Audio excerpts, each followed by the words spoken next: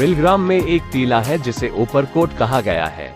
यहाँ वैसे तो आजकल एक जूनियर हाई स्कूल चल रहा है, लेकिन चारों ओर खंडहर पड़ी इमारतें भी है। इसे किला कहकर संबोधित किया जाता है।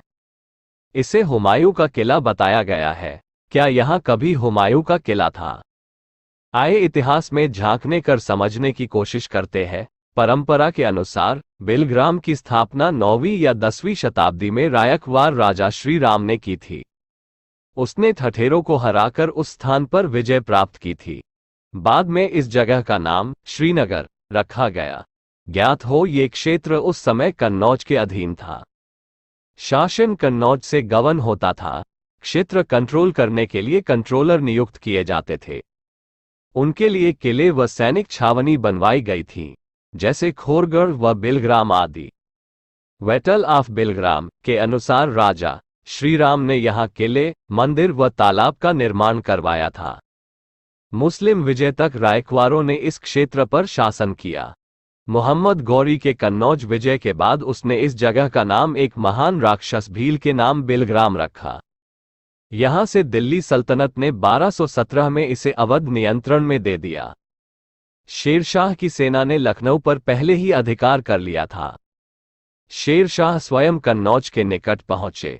फरवरी 1540 में हुमायूं शत्रु से भिड़ने के लिए आगे बढ़ा और कन्नौज के निकट भोजपुर पहुंचा और वहां अपना पड़ाव डाला।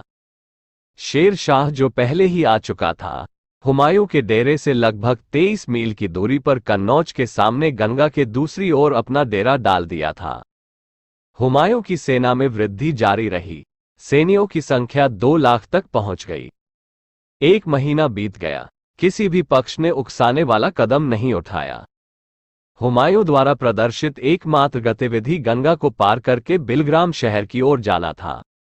उन्होंने गंगा से 3 मील की दूरी पर और बिलग्राम के पास डेरा डाला। 15 मई को बारिश की भारी बौछार हुई, जिसने मुगल शिविर को पानी से भर दलदल में फंसा दिया। फलस्वरूप यह निर्णय लिया गया कि मुगल शिविर को पड़ोस में एक उच्च स्थान पर स्थानांतरित किया जाए। ये वही उच्च स्थल ऊपरकोट है जहां हुमायूं ने इस टीले को सैनिक छावनी के रूप में इस्तेमाल किया। हुमायूं अपनी भारी तोपों के प्रयोग से वंचित हो गया। इसी कारण मुगल अभी युद्ध के लिए तैयार नहीं थे। सभी आश्चर्य में पड़ गए। अंततः हुमायूं को रण छोड़ आगरा भागना पड़ा। शेर शाह सूरी विजयी हुआ। इस हार के बाद भारत में मुगल शासन की समाप्ति हो गई। उसने बड़ी मुश्किल से नदी पार की। बड़ी संख्या में उसके सैनिक गंगा में डूब गए। बिलग्राम के संबंध में जो भी वृत्तांत लिखे गए हैं उसमें बिलग्राम के किले का कोई जिक्र नहीं है। हिंदुस्तान में जो भी नए शहर या गांव कस्बे बसाए गए थे, वे सब गंगा किनारे ऊंचाई पर बसाए गए थे। बिलग्राम भी उनमें से एक ऐसी ही जगह है। असल में जिसे आज हम ऊपरकोट कहते हैं, यहाँ रायकवाड़ राजा श्रीराम का किला या छावनी होगा, जहां से क्षेत्र कंट्रोल किया जाता होगा, जिसे समय समय पर सेनाओं के लिए मरम्मत करा छावनी के रूप में प्रयोग किया जाता रहा होगा। खंडहर में लगी ककैया ईंट या विभिन्न काल की ईंटें देखने को मिल जाएंगी। इसके बेस में या बीच में राजा श्रीराम काल की ईंटें लगी मिल जाएंगी।